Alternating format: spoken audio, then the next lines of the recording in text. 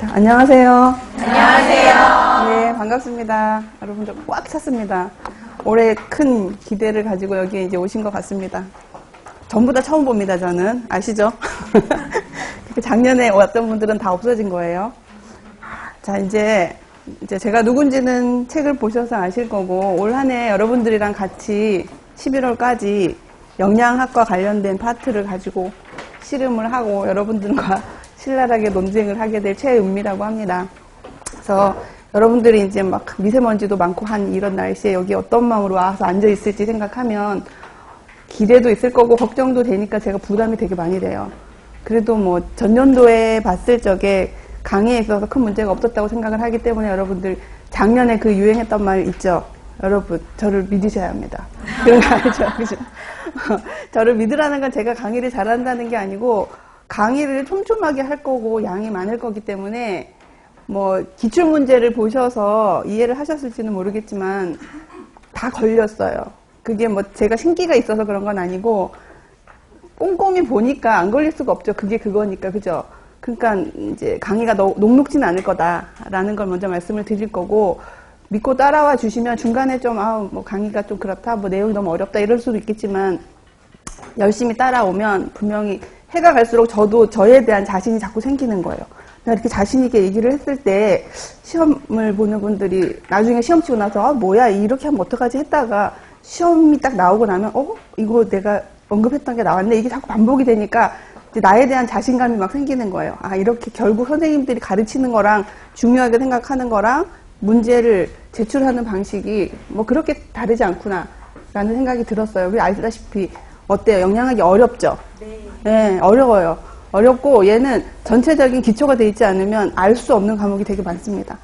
그래서 이거를 아예 기초부터 탄탄히 하려고 이제 시작을 하고 있어요. 근데 알다시피 우리가 1학년이 아니잖아요. 그죠? 영양사라는 큰 산을 넘어온 사람들이에요. 그렇기 때문에 아예 바닥부터 하기는 우리가 시간이 너무 없어요. 근데 문제는 뭐냐? 놓고 산 세월이 많기 때문에 잊었다는 거예요. 그러면 이제 다시 보면은 알게 될 것이고 수업이 조금 어렵고 진행하기 어렵다라고 하면 예습을 하고 오시면 돼요. 그러면 뭐 그렇게 어렵진 않을 것이고 근데 해마다 자꾸 갈수록 이 문제 은행의 풀이 깊어지고 있는 건 사실이에요. 예전에는 쉽게 나왔던 것들이 이제 깊게 나오기 시작을 했고 시사성도 반영하기 시작을 했어요. 몇 년 전부터 비타민 D가 막 각광을 받았어요. 그죠? 그리고 요즘은 TV를 틀면 웬만한 데서는 다 비타민 D에 대한 특강이 막 나와요. 결국 우리 시험의 답이 비타민 D가 나왔잖아요. 그러니까 이것도 유행을 거스를 수는 없다는 건 이제 여러분한테 말씀을 드리는 거고 저는 이제 올 한 해 여러분들에게 뭐 부족함이 없고 알고자 하는 부분들을 충족시키는 것이 저의 바람이기도 하지만 저는 올 한 해 동안 내내 그걸 할 거예요. 같은 마음으로 여러분들도 늘 기도를 해야 됩니다. 모든 우리나라의 교장 선생님들이 우리의 이런 고급진 급식 서비스를 기대하면서 영양교사의 TO를 결국에는 많이 내주기를 바라는 마음으로 결정권자는 교장 선생님이기 때문에 그분들이 그런 필요성, 니즈를 원해야 이제 갈 수가 있습니다. 아무리 열심히 우리가 해도 안 뽑으면 아니죠. 우리는 선택을 받아야 되는 사람들이기 때문에 그런 바램들이나 필요성을 느낄 수 있게끔 계속 저는 이제 저의 바램은 그거예요. 여러분들도 그런 걸 하려면 주변에 있는 학부모들, 여러분들은 아직 조금 멀긴 하지만 그런 분들에게도 필요성을 알려야 해요. 영양교사가 들어가야 교사로서 아이들에게 영양 지식도 알려주고 교육도 하고 급식도 할 수 있다는 걸 알려줘야 되지 기본적인 엄마들은 그냥 급식만 하는 사람으로 알고 있기 때문에 그게 아니잖아요. 우리가 공부하는 건. 그죠? 그러니까 우리는 조금 더 고급지다. 좀 더 전문적일 수 있다라는 걸 홍보를 하면 예를 들어서 학부모 회의, 제가 이제 학부모 회의 한번 가서 그런 얘기를 했어요. 아닌 척 하면서. 우리 학교는 영양교사입니까? 영양사입니까? 이렇게 이제 물으니까 이제 모르는 거예요. 무슨 말인지. 그래서 이렇게 구분되어 있는데 마침 영양교사 하시더라고요. 그래서 식당을 갔더니 여기서 공부해서 합격했던 선생님이신 거예요. 그래서 깜짝 놀랐어요. 그래서 제가 급식 모니터링 서비스 그거를 맡으려고 하다가 얼마나 부담스럽겠어요. 그래서 그걸 안 하고 도서관에 사서 도우미로 이제 제가 들어갔습니다. 그런 걸 알려서 사람들이 필요성을 학부모가 느끼면 학부모가 교장선생님께 건의를 하고 교장선생님이 그래? 한번 알아볼까? 이러면서 자꾸 TO가 늘어나야 되는 것도 우리가 할 수 있으면 해야 되는 부분이라고 생각을 해요. 그래서 뭐 전체적인 시험의 경향이라든지 그런 거는 꼼꼼하게 분석하신 선생님들이 이제 알려주실 것이기 때문에 중복해서 얘기는 하지 않을 거고, 간단히 이번 학기 동안에 어떻게 진행을 할 건가에 대한 얘기를 하고 이제 수업을 진행할까 하는데, 그걸 설명하기에 앞서서 여러분들 이제 아시죠? 저희 학원에서 운영하고 있는 카페. 영양 만점, 위생 만점. 영양 만점 맞고 위생 만점 맞으면 몇 점이에요? 100점, 100점. 그럼 합격이에요. 그 카페를 잘 이용해야 되는데, 저도 이제 저희가 진행하던 진도에 맞지 않는 새로운 정보가 나오면 뜬금없이 우리가 막 비타민을 하다가 여러분 탄수화물에 대한 이런 정보가 있어요라고 얘기하기가 못하죠, 그죠? 그럴 적에는 카페에다가 자료를 공지를 해서 여러분들에게 찾아보도록 할 테니까 그 부분에 대한 것들은 여러분들 한번 보시면 되고, 어떤 건지는 보셨죠? 책 뒤에 보시면 영양 만점, 위생 만점이라는 카페에 가입을 하셔서 잘 이용하시면 좋을 것 같아요. 그러면 이제 그 안에서 같이 공부하는 선생님들이랑 공유도 할 수 있고 그렇습니다. 그리고 이제 강의 계획과 방법에 대해서 간단히 설명을 드리자면, 교재를 받으시면 그죠? 잘하셨어요. 제일 처음에 페이지 차례를 한번 보세요. 차례를 보면 이렇게 진행이 된다라는 걸 볼 수가 있어요. 그래서 지금 딱 보셨을 적에 제일 먼저 진행이 되는 것이 챕터 1에서 영양학에 대한 개요라고 돼 있어요. 그 안에를 보면은 이 책을 완전히 요약해 놓은 짧은 한 단원이에요. 섭취 기준 간단히, 탄수화물부터 영양사까지 쭉 다 진행이 되어져 있기 때문에 이것은 여러분들이 오늘 할 건데, 이걸 하면서 여러분들이 스스로를 진단해야 돼요. 매우 요약되어져 있긴 한데, 영양 섭취 기준을 했더니 이거 내가 잘 몰랐던 건데, 탄수화물은 내가 잘했어, 선생님 하는 말이 다 이해가 되더라 라고 하면 괜찮은데, 이건 내가 모르겠다 그러면 지금 거기 내가 지금 구멍이 난 거예요. 그러니까 한번 훑어보고 내가 어디가 약한지를 보시고 그 부분을 공부할 수 있는 그런 시간으로 잡기 위해서 이 개요에 대한 거를 간단히 할 것이고, 그 다음에 넘어가면 영양 섭취 기준이 있습니다. 영양 섭취 기준은 아시다시피 이제 내년이면은 또 이게 개정이 돼요. 그러니까 2015년 판으로 문제를 내서 다시 여러분들에게 뭔가를 물을 수 있는 마지막 해가 올해란 말이에요. 왜 그런가 하면 2021년, 그러니까 내년 11월에 시험을 칠 때는 이미 개정판이 오픈이 된 상태예요.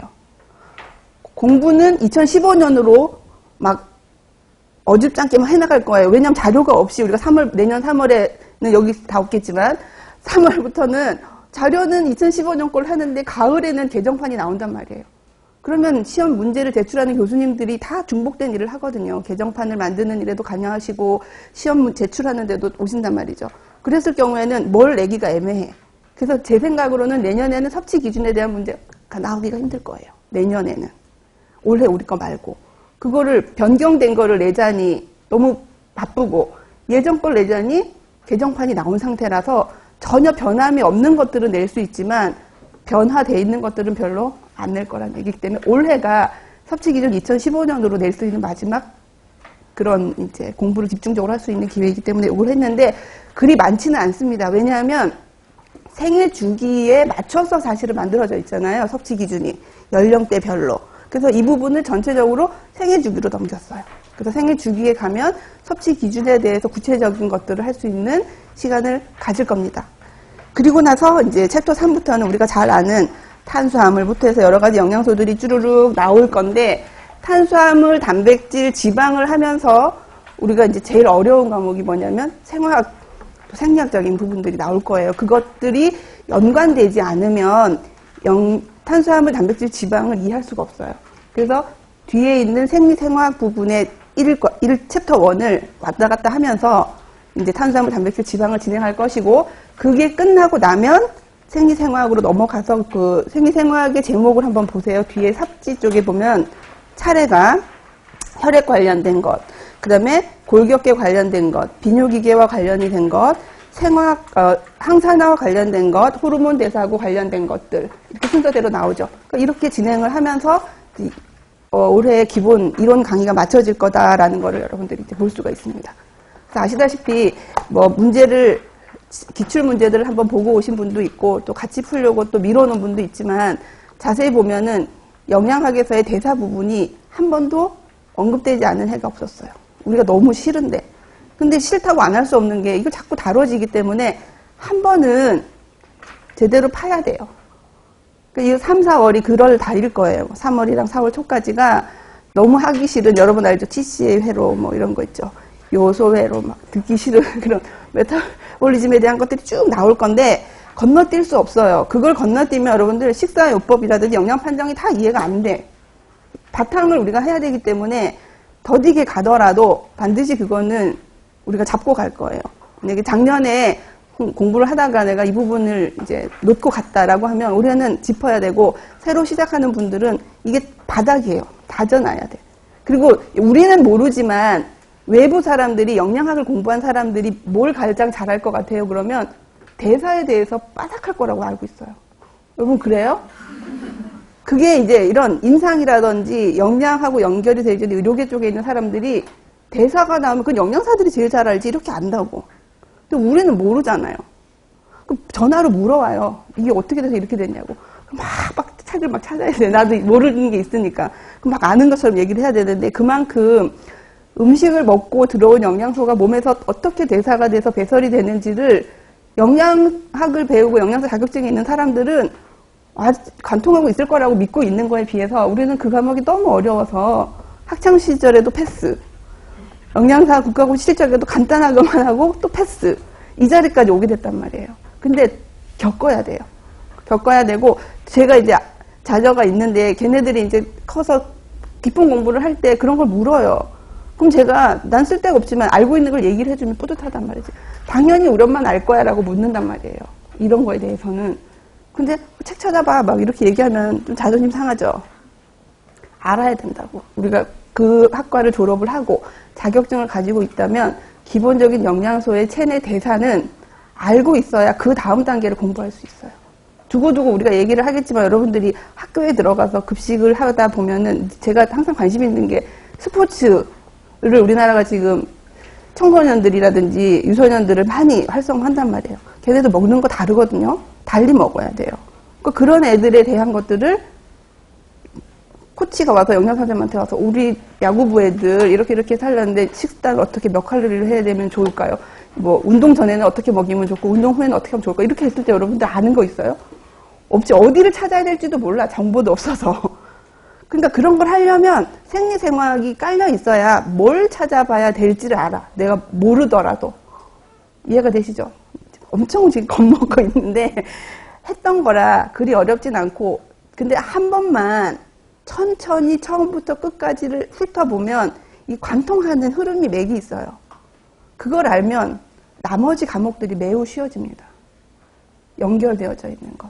여러분, 저를 믿으셔야 돼요.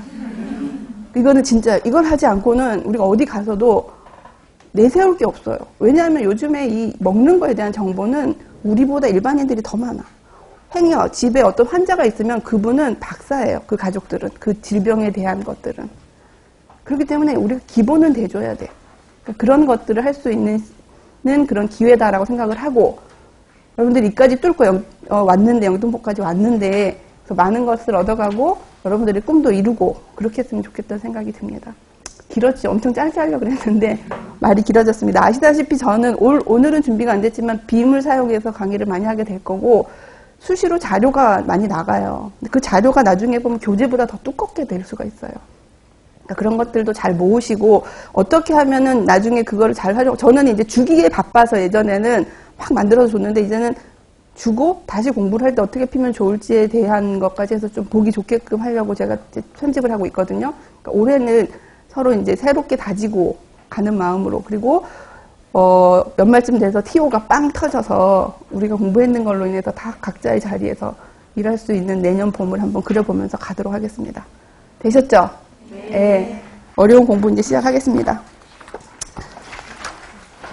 자, 앞으로 넘어가서 이제 아까 말씀드렸던 것처럼 영양학 개요에 대한 부분부터 진행을 하려고 해요. 그래서 우리 여러분들이 기본서 같은 것들을 책을 많이 사러 가면은 기초영양학, 고급영양학, 생애주기 영양학, 무슨 특수영양학 막 많잖아요.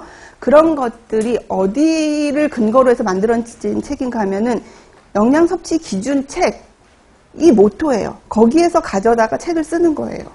그 데이터들을 갖다가. 그렇기 때문에 영양섭취 기준이 뭐냐에 대한 걸 알고 있어야 풀어나가기가 쉽습니다. 그래서 쉽게 이번 시간에는 아주 깊은 공부는 하지 않을 것이고 오늘은 전체적인 흐름을 볼 거예요. 영양학에 대한 것들. 그래서 내가 지금 하는 얘기가 나 처음 듣는 건데 그럼 그거 가서 찾아보셔야 돼요. 그리고 이거 내가 들었었던 것 같은데 그럼 어디였지 하고 찾아보셔야 돼요. 그리고 수업을 진행을 할 적에 오늘 가서 공부하고 복습해야지가 아니고 오늘 할 걸 어제 보고 와야 훨씬 더 효과적이다라는 거. 그건 알고 계시죠, 그죠? 여러분들이 이 자리에 서도 저 같은 얘기를 할 거예요. 예습하고 오라는 얘기를. 근데 그렇게 해야 효과가 있습니다. 어차피 시작했는 거, 그죠? 좋은 결과. 혹시 압니까? 1등으로 누가 여기서 나올 수도 있으니까 열심히 하는 걸로 하고. 자, 봅시다. 영양학의 개요가 나오고 영양 섭취 기준에 대한 것을 간단하게 설명했어요. 그래서 누군가가 여러분들에게 영양 섭취 기준이라는 게 있다는데 한국인 그게 뭐냐라고 설명을 하면 그것에 대한 역사가 있어야 돼요. 이거는 우리 과목에서 다룰 것은 아니지만 한번 전체적인 흐름을 먼저 볼게요. 나중에 교육이라든지 거기서 한번 보긴 할 텐데 영양 섭취 기준이라고 하는 것을 보면 그것의 전 단계의 단어가 뭐가 있었을까요? 영양 섭취 기준은 우리가 많이 들어봤죠. 영양 섭취 기준은 요즘 들어서 쓰기 시작했는 말이에요. 그럼 그 전에는 영양에 대한 정보가 없었느냐? 아니죠. 뭘로 우리 먹는 양을 이렇게 정했을까? 영양소를. 영양 권장량. 영양 권장량이라는 말을 썼어요. 영양 권장량. 그래서 영양 권장량이라는 말을 1960 교재에 보면 나오는데 2년부터 우리나라에서 이거를 정했어요. 우리나라가 주체적으로 하지 않았습니다. 교재에 보니까 어디라 그래요? FAO라고 하는 곳에 한국협회가